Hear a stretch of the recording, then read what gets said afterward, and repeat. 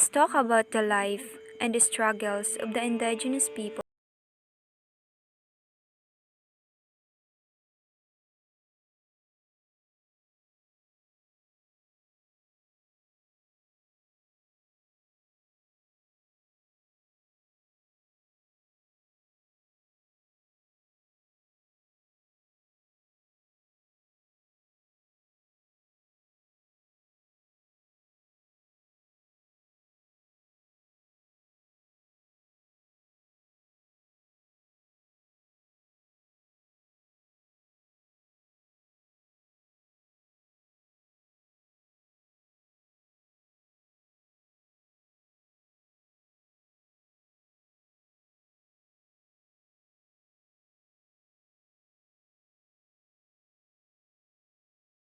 Siya ay mamamatay.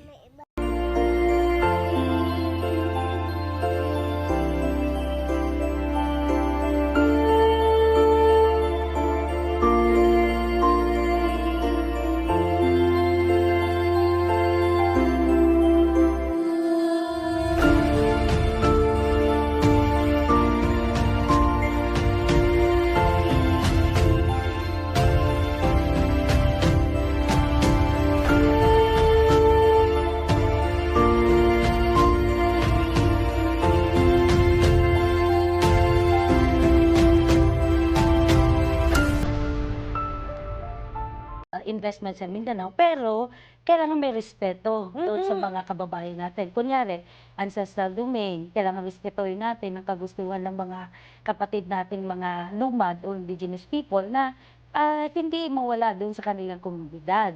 Pero kung kunyari, papasok ka doon, mag-invest ka, kunyari, sabihin natin dito, BHP Billiton, mga American, Russell Mines, magmimina doon, gold, copper, silver, coal, at saka nickel, pag sinabi nilang buong komunidad ang kukunin nila, mahirap yun kasi nakatira doon ang mga kababayan natin. Oo, so saan sila pupunta kung doon kayo pupunta para mag-mining? Oo, at ang kukunin mo mismo ay yung kanilang lupa. Kunyari sa nickel mining, kukunin ng Chinese companies, pupunta doon sa kanilang lugar. So maraming mawawala, madi-displace ang mga kababayan natin.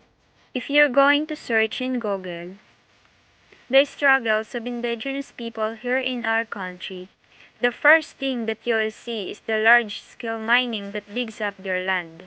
And there's no wonder that this is their main problem, as the government and other businessmen want something underneath it. There's a research that shows the indigenous people in the Philippines have long been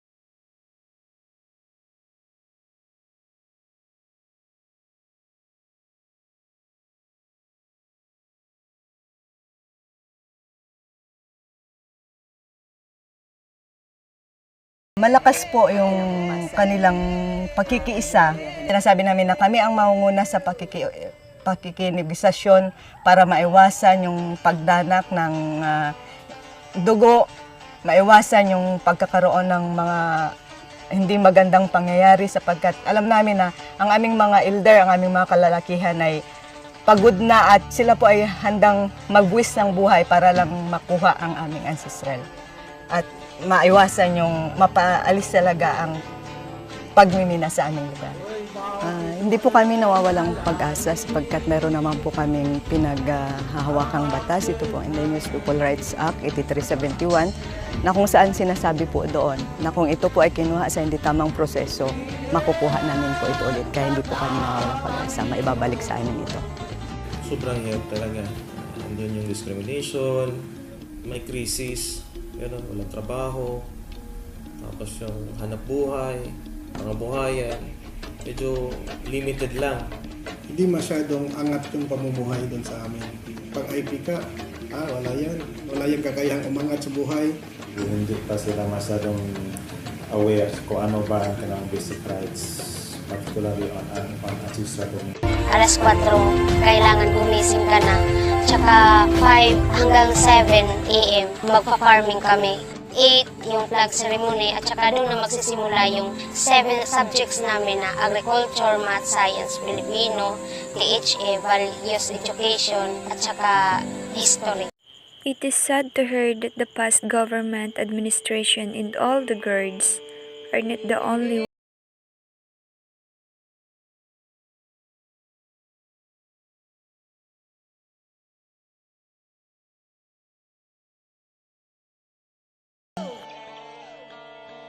Tanong Ikanogon Community Learning Center na siyang nagtuturo ng mga kabataang lumad sa Davao City. Sa sulat na ipinadala ni National Security Advisor Hermenes Esperon Jr. kay DepEd Secretary Leonor Briones noong Pebrero, inirekomenda niyang ipasara ito dahil nagtuturo umano ng karahasan ang mga paaralan.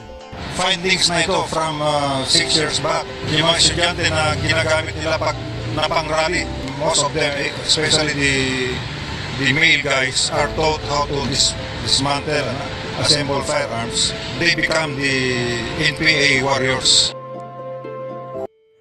The only thing that we need to do to help